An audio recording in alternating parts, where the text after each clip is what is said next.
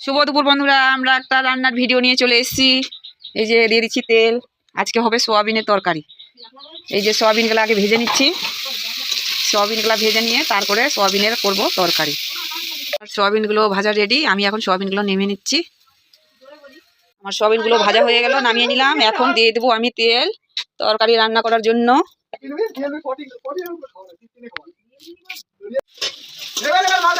পেঁয়াজগুলো ভালো করে ভেজে ওর মধ্যে দিয়ে দিব এখন কাটা তরকারি।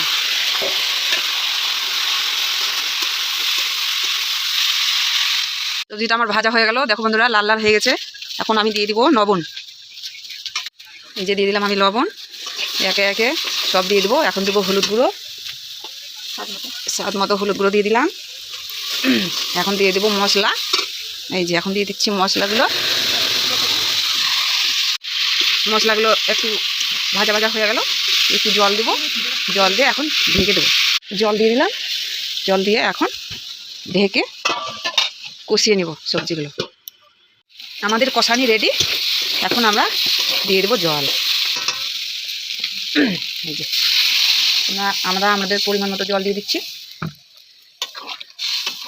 যতটুকু ঝোল খাবে ততটুকু জল দিয়ে দিবে। এই যে ভেজে রাখা সোয়াবিনগুলো এখন আমরা দিয়ে দিচ্ছি।